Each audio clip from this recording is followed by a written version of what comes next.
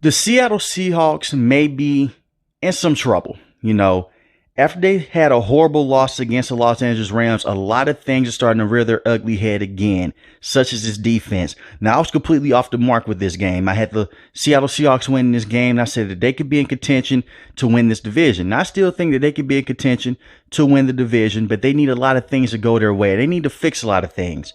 Their defense is the biggest cause of concern. I understand no Jamal Adams, no Devin Witherspoon, but you just can't hang on to that and just say that is why this defense is so bad. The defensive coordinator, Clint, is no good.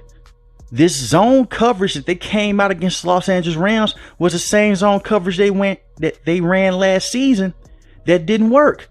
Why are you running the same zone coverage over and over and over again if you know you can't get pass rush up front? It was pretty apparent by the second quarter that they weren't going to touch Matt Stafford for the entire game. No Uchenna Nwosu signing and no Darrell Taylor. I didn't see any one of those guys in the backfield yesterday. When it came to the pass game, when it came to the run department, sure, they could stop the run because now you have Bobby Wagner, who's an awesome veteran and still has a lot of gas left in the tank. He was the only person that showed up on defense yesterday. He was the only guy that was making tackles in space and was doing the right things, had the right assignment. Other than that, the secondary got completely cooked by Matt Stafford, and it showed up in the sheet. They stopped the run, but yet the Los Angeles Rams time possession killed them. The time possession hurt this Seattle Seahawks team.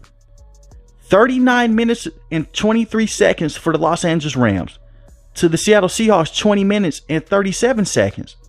And the Seattle Seahawks offense was done for when both of the tackles went down. They had problems blocking Aaron Donald before then, especially when Charles Cross and Abraham Lucas went down. Now, I have a lot of faith in their offense. I am still on the Geno Smith hype train, but in order for this offense to work at 100%, they have to be able to run the football, and you're not going to be able to run the football if you're already down at halftime by a significant amount. Pete Carroll comes, I say, we got to fix some things. You have to execute. Isn't that what the offseason is for? It's for you to fix these things that you had in the previous season. And the only thing that needed to be tweaked and adjust was their defense.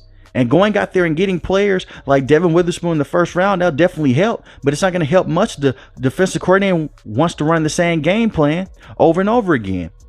Their defense is the Achilles heel of this team. And until they fix this defense, it's not going to work. Now, we could talk about the offensive things. What happened with Geno Smith? He didn't play his best game, but he was getting pressured a lot when both of those offensive linemen went down, and Abraham Lucas and Charles Cross. He did well against certain pressures in this game, but when both of those tackles went down, he had no shot. And with DK Metcalf out here getting cheap penalties because he's lost his mind, that also sets the offense back. He has to be in a better situation. He has to control his anger better, especially when you are already down a significant amount and when you're down talent. You can't have those type of penalties. And I'm a big DK Metcalf guy. He had a good game against the Los Angeles Rams. He had 3 catches, 47 yards, 1 touchdown. He was the only offensive player that came out to help out Geno Smith.